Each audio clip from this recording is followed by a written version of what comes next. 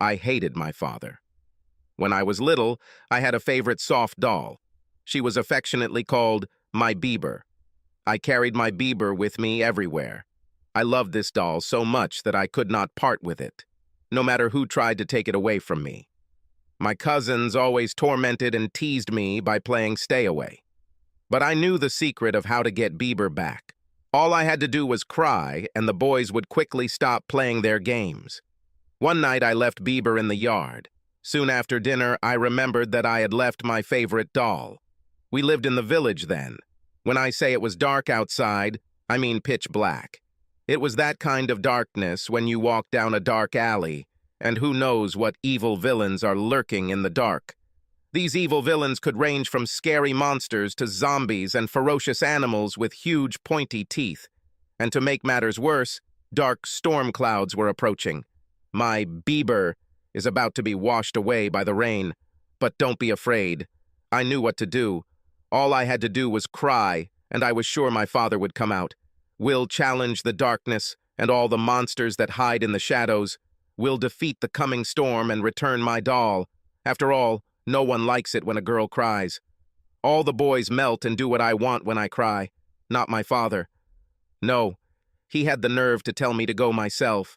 Despite all my tears, sobs, and pouts, my father refused. How could he do this to me? Didn't he love me? And just think, he had the audacity to ask me, "If you love her so much, why did you leave her in the yard?"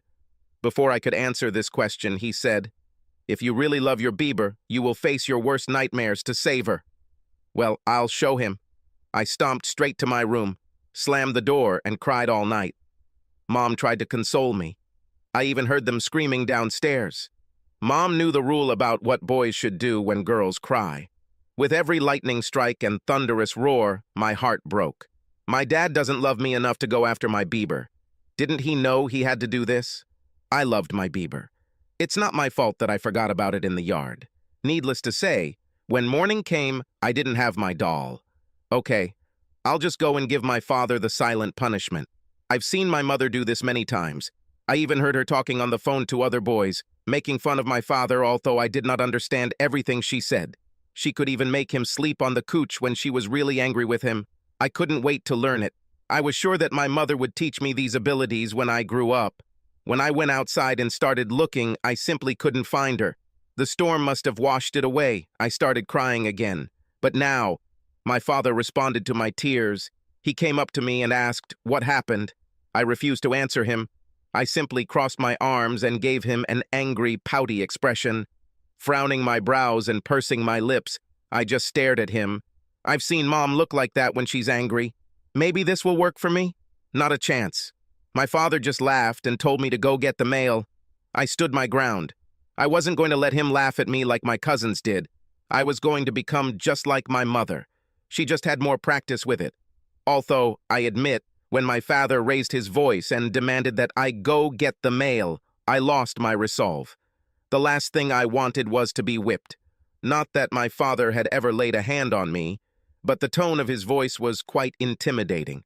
So I walked down the gravel path to the mailbox. Along the way, I kicked a rock or two, pouting my lips and muttering curses about how I wished my father would go away forever, or how he needed to stay in the dark with all those monsters. Let's see how he likes it. It was my favorite stuffed toy, and he didn't care. When I approached the mailbox, the tears flowed even more than before.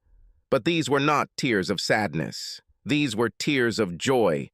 In the mailbox, protected from the heavy rain the night before, lay my precious Bieber. It was not destroyed. She wasn't lost.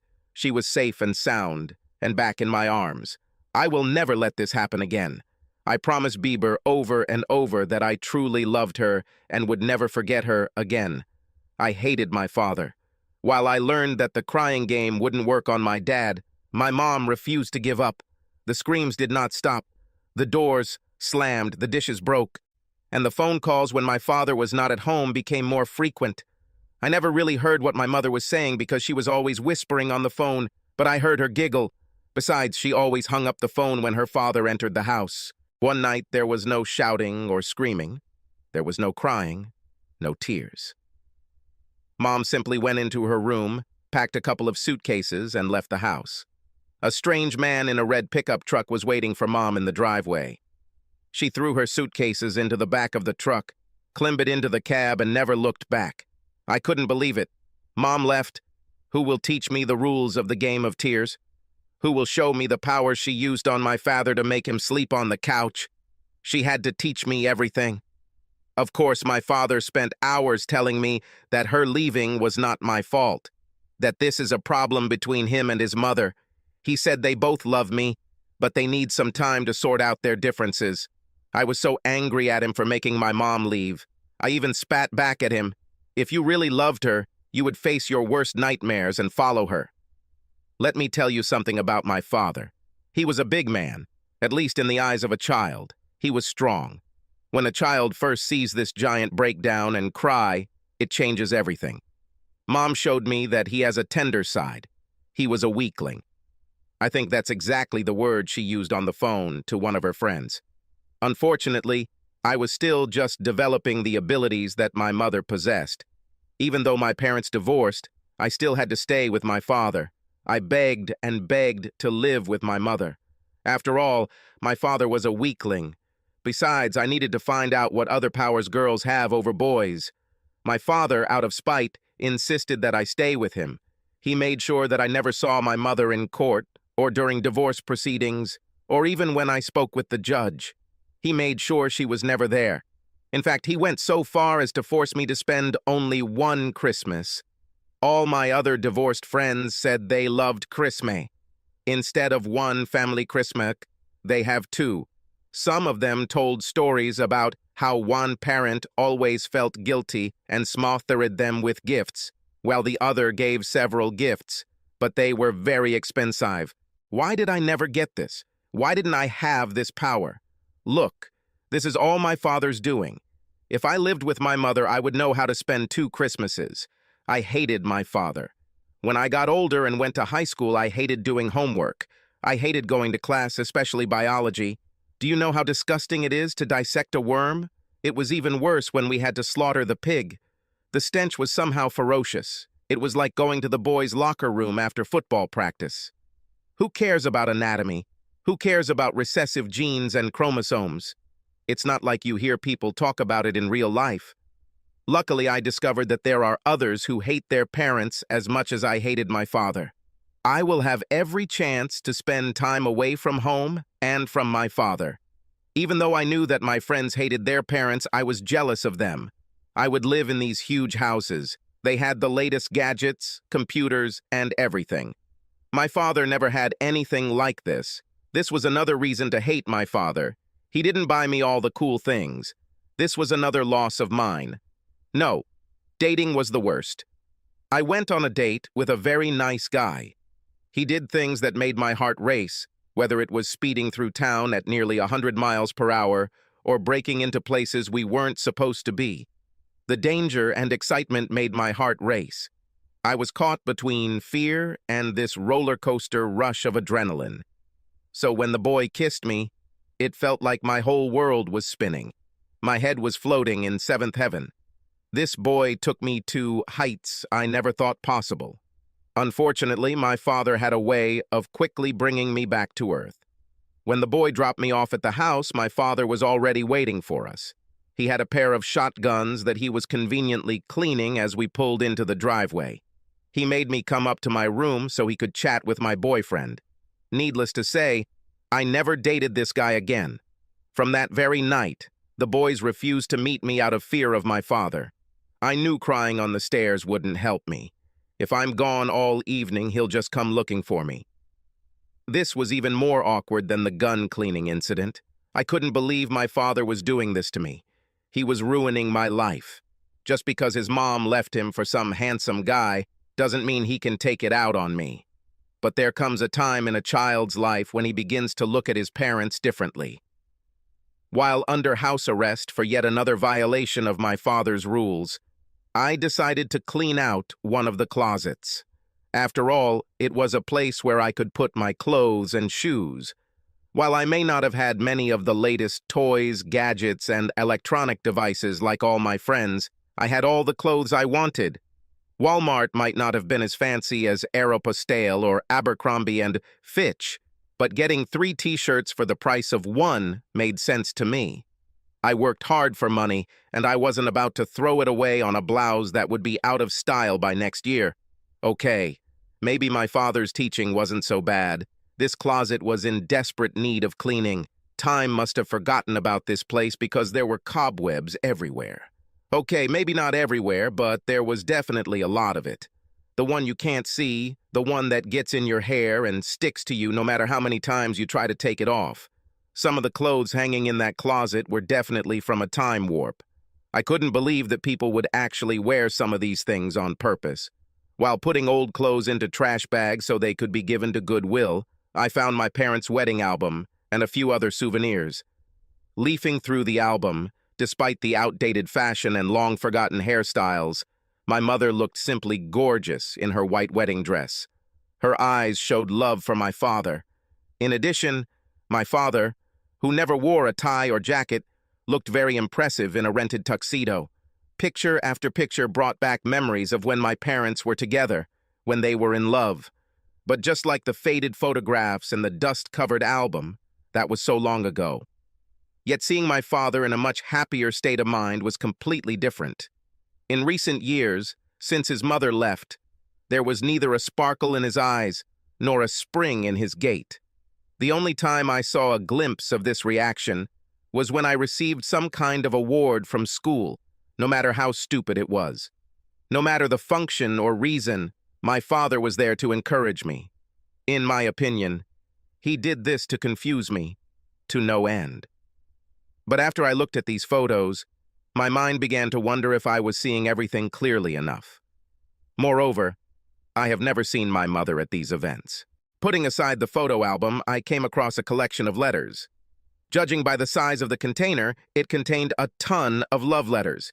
It's amazing how sentimental they can be. It's not like now where people post their status on Facebook or tweet about their feelings for someone, or even send a funny face. No, these letters were long and drawn out.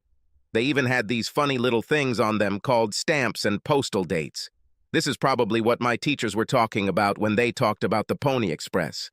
It may only have been a month, but I can't believe how much I love you. I see the sun shining in your hair, and your smile warms my heart. Your beautiful brown eyes have bewitched me. With just one word, I would reach to the very heavens and pluck out a shining star just for you. There's nothing I wouldn't do for you. I would go to all ends of the earth to return your golden fleece. Your beauty is incomparable, and the fact that you even entertain the thought of loving me back is very similar to Aphrodite and Hephaestus. You are my Venus. You are my Juliet. I see myself living my whole life next to you. This is just an excerpt from one of my father's love letters. They were long and bright. My father was such a romantic then. What happened to this magic? What happened to that spark? Apparently, Mom loved these letters because she saved so many of them. However, as I quickly examined the envelopes in the other bundle and the handwriting on them, I noticed that something had changed. These letters at the back of the container were very different. They were short. They focused on physical sex rather than emotional love. They used vulgar language rather than poetic expressions of love. And yet the author used the word, "I love you." Why did Mom have them? It definitely wasn't written by my father. To make matters worse, these letters were dated after my parents' wedding. What's happening? The first set of letters was romantic and sweet and could melt a girl's heart. They focused on love and life together. In the second bunch, the letters were rude and unpleasant and focused on the physical and vulgar. The grammatical and spelling errors were enough to make me want to throw up. However, my stomach turned when I came across the latest discovery in this closet. It was from a laboratory in California. The contents of this letter changed my life forever. This changed everything except one thing. I hated my father. How could he hide this secret from me? Although, if I really thought about it, it shouldn't have come as a surprise. My father wore his hair high and tight. It was dark brown. Mom always loved the way her long brown hair fell in dark curls over her shoulders. Even in their wedding photographs, their brown eyes shone with love and happiness. Maybe my blonde hair and blue eyes were just recessive genes. That's what they taught in biology. How could my father be so mean and hide the truth from me? The official letter said that I was not my father's daughter. How could he do this to me? Why did he hide my real father from me? He must have forced my mother not to tell me anything. I never knew that he was not my real father. After everything he did for me, I can't believe he could lie. He made me call him Dad. I needed answers, and I certainly couldn't trust a man who had hidden it from me my entire life. No, I needed to find my mom and get her to tell me what was going on. Maybe then she will explain how she could marry such an evil monster like my father. Tracking her down took more effort than I thought. I called my grandparents, but they haven't seen her since she left my father. All the aunts and uncles didn't seem too interested in her whereabouts. I was ready to give up when, while reading the newspaper, I came across a police note. There was a domestic dispute at one of the trailer parks, and the name of the mother and some other guy were listed there. I'll finally get answers. I don't know what I expected. Perhaps I was hoping that the heavens would open up and everything bad in my life would be destroyed. That my mother's house will become a utopia, and I can escape from the evil that lurks in my own home. Unfortunately, this was not the case. Instead, the front yard of this trailer park was littered with dirt and debris. Was the owner running a junkyard or just holding a sale for the last 2 years? The grass was either dead or overgrown. My father would have had a stroke if he had seen what this yard looked like. With the amount of time he spent maintaining his lawn, the place was an absolute disaster and the antithesis of home. Mom must have noticed me driving up because she greeted me first. At first, she didn't recognize me. I didn't recognize her myself. Her dyed blonde hair looked fake, and her dark roots could be easily seen. While tattoos were probably a good idea at the time she got them, they are not so much now. Since she left my father, she has allowed herself to relax. When she finally realized that I was her daughter, she hugged me, and I could smell the nicotine on her clothes. However, the tearful reunion did not last long. I immediately asked her who my father was. At first, she tried to lie, saying that my father was my real father.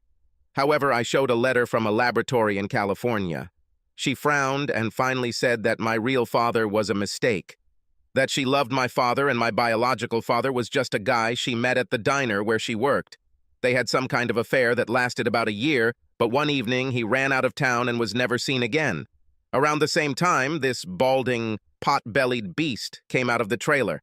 My biological father may have been a mistake, but in that moment I realized that the summer clothes I chose that day were a huge mistake.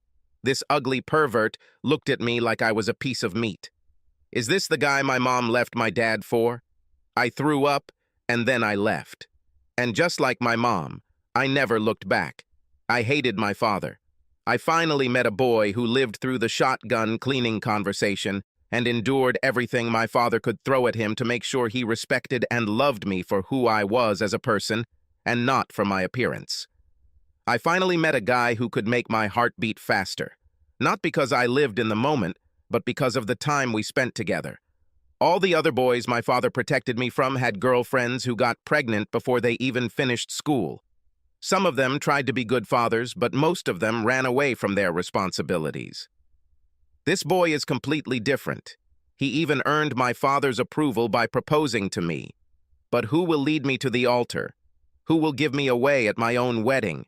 Who will be the last person to hold my hand before I become Mrs. Banks Williams? I can't ask my biological father for this because I don't even know who he is. I'm certainly not going to ask my mom's boyfriend or whoever he is to do this because the thought of being that close to him makes me sick. No, my father must hand me over to my fiancée. My father raised me like his own daughter. He loved me as if I were his own flesh and blood. He made me feel loved and gave me everything a child could give. He forgave my slutty mom because he loved her and truly believed she was sorry when she was just a cheater.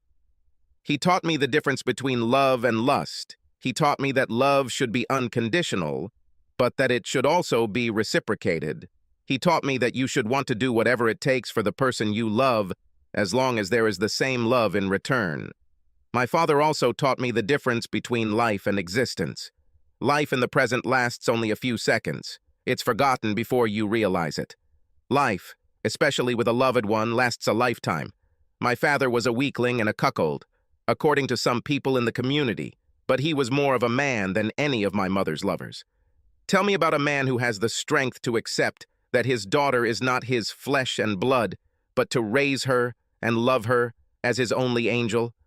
Well, this man is my father. I hate my father. I hate my father because he died before I could tell him that I loved him with all my heart, and I will always be grateful to him for what he taught me. And I want to hyphenate my name so that everyone knows that I am, first and foremost, my father's daughter. Dad, I love you so much.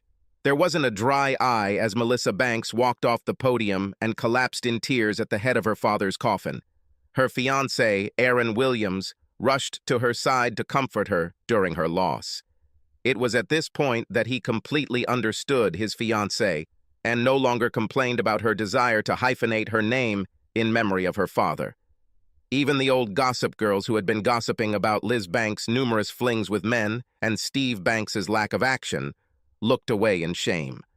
The only word that was spoken was a quiet amen from the pastor. Subscribe to our channel so that your second chaff doesn't cheat on you, and go ahead and listen to the next story, because this story is nothing compared to the next one. If you're under 18, don't even think about listening to the next one.